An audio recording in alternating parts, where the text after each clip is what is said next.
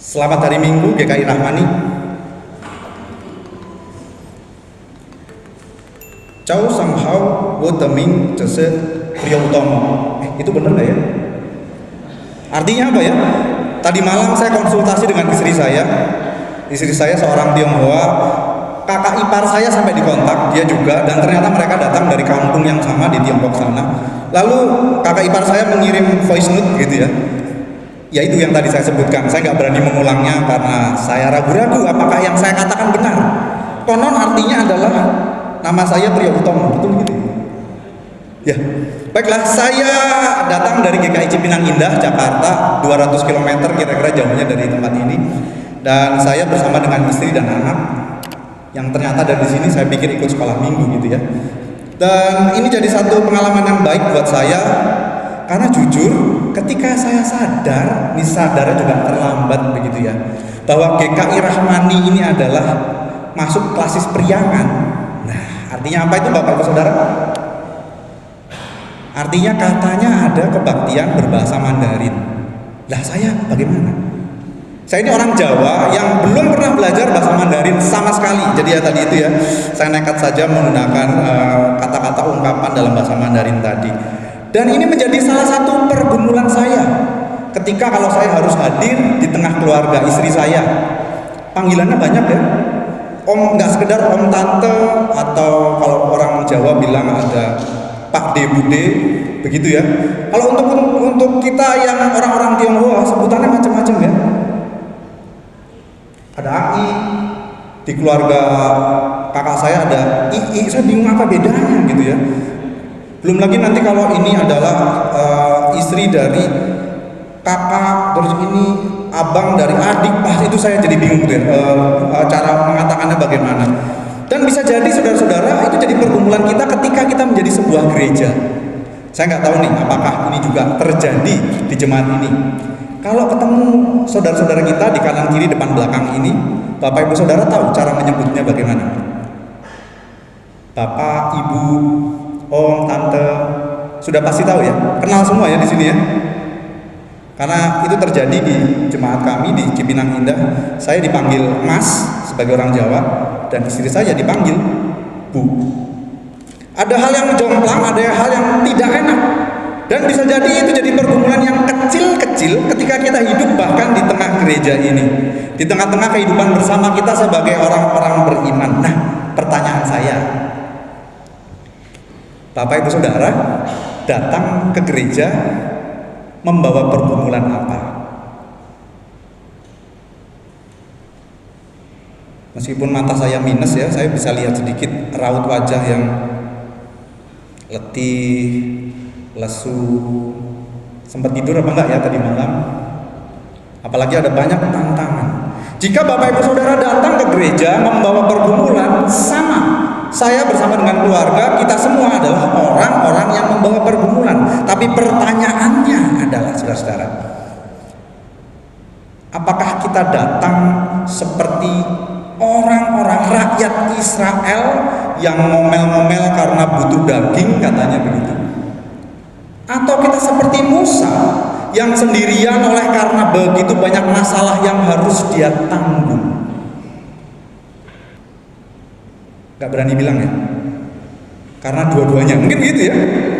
Ya, mungkin kita merasakan itu, betul ya, sama. Dan ini bisa jadi ketika kita melihat diri kita dalam bacaan pertama, kita menemukan diri kita seperti orang-orang Israel, mereka yang kangen, rindu bahwa dulu ketika mereka ada di dalam pembuangan, di dalam perbudakan di Mesir itu, mereka merasa bahwa semuanya gratis, semuanya dapat subsidi dari pemerintah. Di situ disebut ya, saya nggak tahu tuh masak apa kalau di dalam Alkitab kita. Ada daging, ada bawang merah, bawang putih, terus ada bawang pre. Kira-kira bapak ibu yang biasa masak, kalau itu dikumpulkan jadi masakan apa? Masakan yang enak, iya. Karena itu tidak mereka temukan ketika mereka berjalan di tengah-tengah gurun, di tengah situasi yang mereka tidak tahu. Mereka tidak mungkin menanam sesuatu di situ, menunggu tumbuh, mereka petik lalu mereka makan. Mereka sangat tergantung pada sebuah benda yang datangnya setiap hari, datang dari langit, yaitu roti mana. Mereka merindukan makanan enak yang mereka bisa olah sendiri, tapi justru itu ada di masa lalu mereka. Nah, saudara-saudara, mungkin kita adalah orang-orang yang punya pelayanan hidup bergereja, tapi saat ini sedang ada di tengah-tengah banyak pergulatan. Kita mungkin punya pekerjaan, punya penghasilan, tapi pekerjaan dan penghasilan kita itu sedang ada penurunan. Mungkin kita juga merasakan di tengah-tengah keluarga kita sendiri, kita lagi kurang nyambung, kurang enak relasinya dengan mungkin orang tua, kakak adik, kerabat kita yang banyak itu. Maka kita seperti orang-orang Israel ini butuh mendapatkan berkat dari Tuhan yang tidak sekedar untuk mengganjal perut biar gak lapar, tapi juga kita dapat energi dan gizi. Betul tidak? Kan gak cukup ya cuma sekedar bahwa ada uang masuk setiap hari. Kan kita butuh untuk menabung investasi supaya hidup 10-20 tahun lagi aman. Kita bisa bayangkan itu dalam hidup kita. Kita seperti orang-orang Israel. Tapi sebaliknya kita bisa juga jadi seperti seorang Musa. Dia sendirian, dia jadi pemimpin bangsa yang sedang berpindah tempat itu. Maka ya dia repot-repot sekali, seperti kita juga gitu ya, ketika kita menghadapi ada begitu banyak hati dan kepala, ada begitu banyak perasaan, pikiran, kemauan yang beda-beda. Sementara itu kita juga masih dituntut untuk terus belajar, bekerja, mencari nafkah. Padahal kita ini sudah guling-guling, sudah salto-salto, wah sudah gak karuan, kepala jadi kaki, kaki jadi kepala, capeknya begitu rupa. Mungkin kita juga sudah berusaha menjadi orang-orang yang dengar, menyimak apa sih yang jadi kebutuhan orang-orang dekat kita. Mungkin kita jadi suami yang coba mendengarkan 1 juta kata istri kita setiap hari. Mungkin kita jadi istri yang mencoba menangkap diamnya seorang suami. Kita mencoba mendengarkan, menyimak bahkan suara-suara yang tidak terdengar sekalipun, supaya ada rasa cinta, ada gairah bersama-sama, keutuhan perhatian di tengah-tengah keluarga yang terus menyala, membara, menjaga kita untuk tetap hangat. Kita merasa kita butuh sekali yang namanya kelegaan, supaya beban hidup yang begitu berat itu tidak harus kita pikul setiap detik. Itu kan alasan kita datang ke gereja. Iya gak sih? Ketika kita ingin melepas beberapa beban, kita ingin berjumpa dengan Tuhan Allah kita, Allah yang bisa berkarya dan karyanya tidak main-main, bisa menjawab segala pergumulan kita. Nah, dari bacaan yang pertama ini saudara-saudara, kita bisa melihat bahwa Tuhan menjawab pergumulan. Tuhan menjawab keluhan Musa, maka Tuhan juga bisa menjawab segala pergumulan kita, Bapak Ibu Saudara. Tapi Tuhan tidak menjawab Musa dengan segera mendatangkan daging dan berbagai macam daun, berbagai macam bawang itu. Tuhan tidak mendatangkan segala yang jadi kebutuhan tuntutan orang Israel. Jawaban Tuhan justru Tuhan menghadirkan, mendatangkan, mengumpulkan 70 orang tua-tua. Bayangkan Bapak Ibu Saudara semua sedang lapar, terus ngomel ke pendeta. Berani gak ya kalau di sini ngomel ke pendeta? Di tempat kami pendeta suka diomelin gitu ya. Kurang gini Pak, kurang gini Bu. Datang kepada pendeta dan minta, Pak, Bu, lapar, kami butuh makanan, bisa beli di mana dan bagaimana gitu ya. Tetapi kepada Musa yang sendirian itu diberikan 70 tua-tua, didatangkan 70 orang penatua. Satu ruangan ini mungkin semuanya mendadak jadi penatua. Kenyang Bapak Ibu Saudara? Maka jawaban Tuhan buat kita, orang-orang yang bergumul dengan keseharian kita ini, bukan selalu bahwa kita jadi orang kuat. Kalau kita sakit, kita minta kita jadi orang yang sehat, mampu, kita bisa selesaikan begitu banyak persoalan dalam hidup. Tidak selalu seperti itu jawaban Tuhan buat kita. Jawaban Tuhan bisa berupa pertolongan dari orang lain. Itu kan alasan Bapak Ibu datang ke gereja. Bukan karena ingin ngumpet di belakang tiang gitu ya, sendirian terus nangis-nangis. Oh Tuhan, aku stres. Tapi karena ada teman-teman di sini.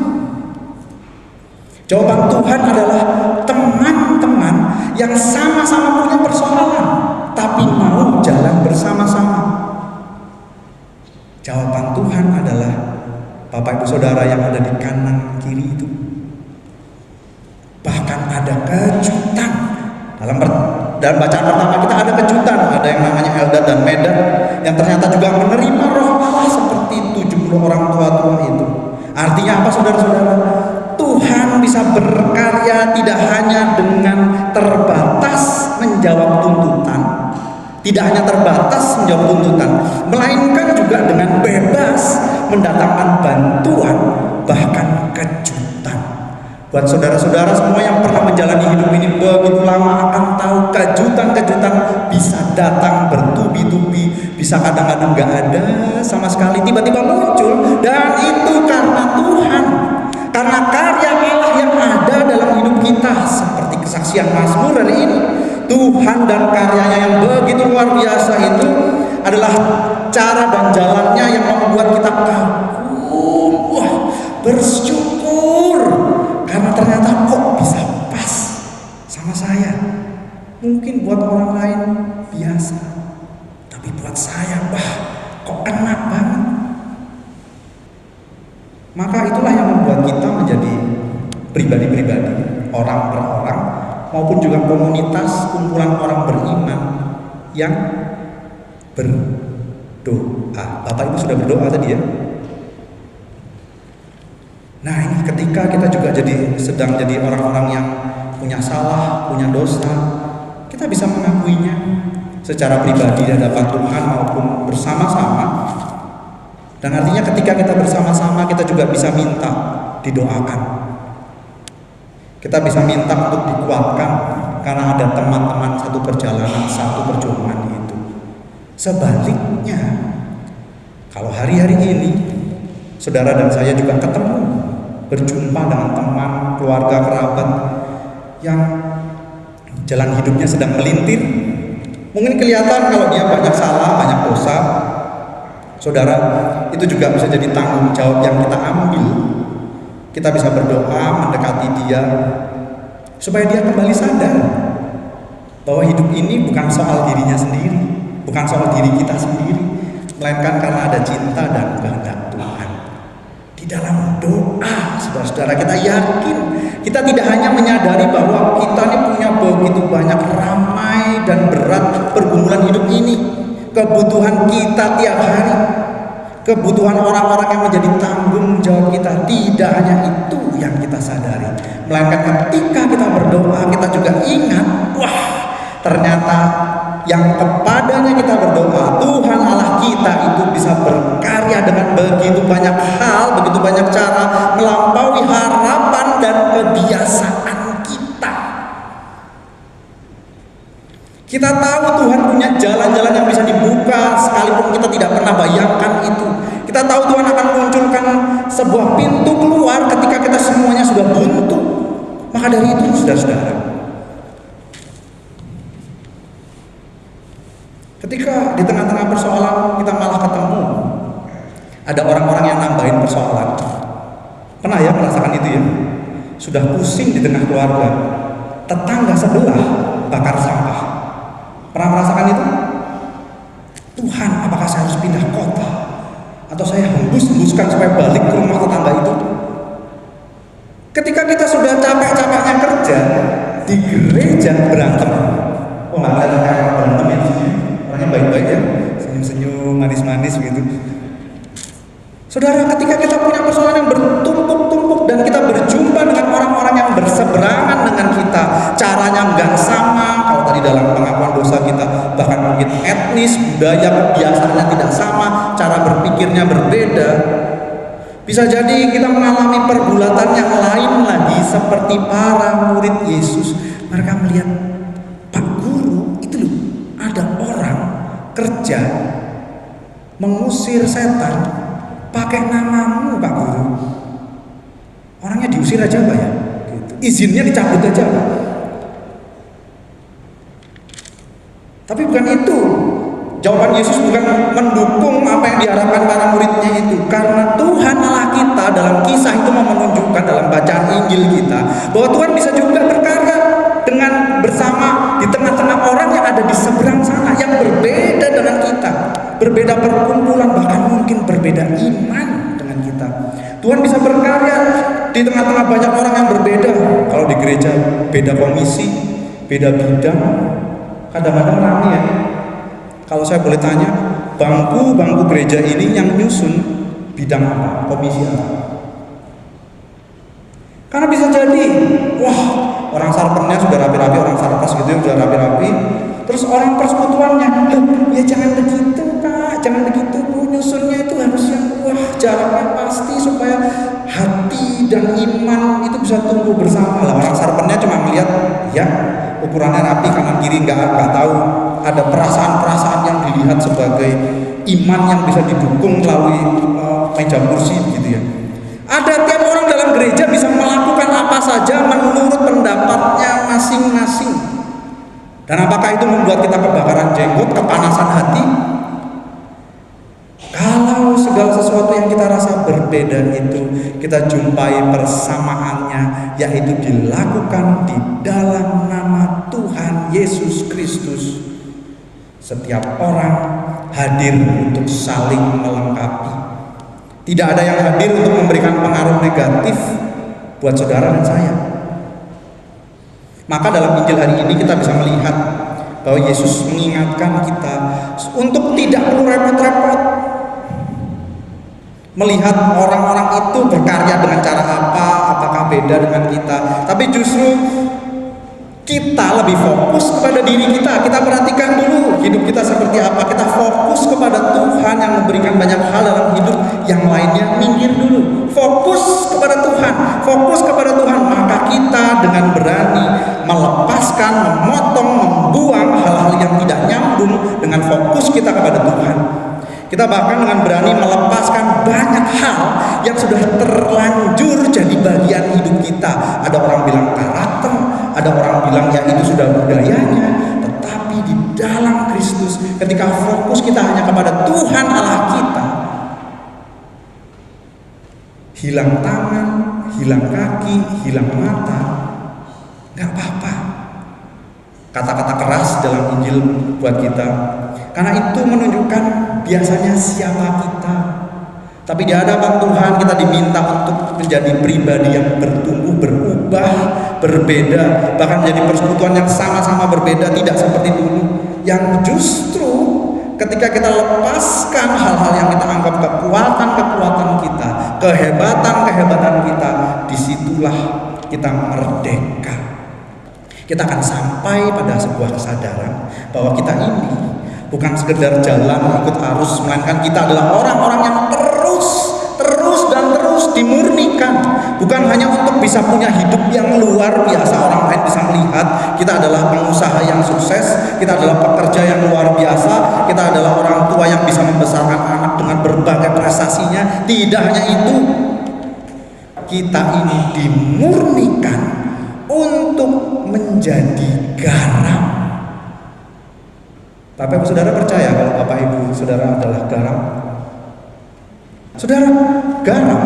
Saya nggak tahu apakah di rumah saudara begini ya. Di rumah kami, garam itu tidak pernah sendirian. Nggak pernah satu butir aja. Pelit itu artinya ya.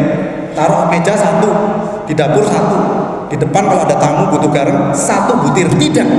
Garam itu selalu bersama-sama, bukan? Dan karena itulah kita dimurnikan, dikhususkan untuk menjadi garam, bukan untuk jadi butiran yang sendirian, melainkan bersama-sama. Ketika Tuhan taburkan dan adukkan dimanapun itu, kita jadi orang-orang yang memberikan rasa, memberikan hidup buat yang lain. Dan itulah saatnya kita terlibat di dalam bagian dan karya Allah yang tidak terbatas. Selamat menjalani hidup saudara-saudara dengan cara yang Tuhan tidak batasi. Bapa, Anak, dan Roh Kudus menemani.